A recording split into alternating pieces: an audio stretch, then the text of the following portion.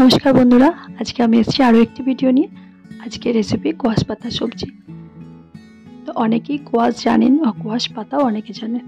তো পাহাড়ে ঘুরতে গেলে তো হোমস্টেতে অনেকেই খেয়েও থাকবেন এই কোয়াশ পাতার সবজি। তো যাই হোক, আমি আসছিলাম গার্জিয়াং থেকে। তো রাস্তায় দেখলাম অনেক ছোট ছোট সবজির দোকান, তো সেখান থেকে আমি কোয়াশ পাতা কিনেই নিলাম আর তারই রেসিপি আপনাদের সাথে শেয়ার করছি।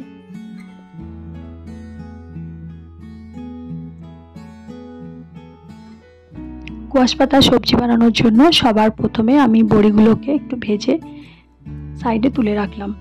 তারপর কড়াইয়ের মধ্যে একটু সর্ষের তেল, একটু শুকনো লঙ্কা, গোটা জিরা দিয়ে ভালোভাবে নাড়াচাড়া করে নিলাম। নিয়ে যে কুচিয়ে রাখা কোয়াশ পাতা সেটা দিয়ে দিলাম। তো একটু স্বাদ মতো নুন, চিনি আর একটু হলুদ দিয়ে ভালোভাবে নাড়াচাড়া করে কোয়াশ পাতাটি ঢেকে দিলাম। তো কিছুক্ষণ ঢেকে রাখার পর যখনই দেখবো এটা সিদ্ধ হয়ে এসছে আর একটু শুকনো হয়ে এসছে, তখনই দেখতেই পাবো যে আমাদের কোয়াশ পাতা রেডি। তো তারপর নামানোর সময় উপর থেকে জাস্ট বড়িগুলোকে একটু গুঁড়ো করে ভালোভাবে ছড়িয়ে দিন, একটু মিশিয়ে নিয়ে গরম ভাতের সাথে পরিবেশন করুন।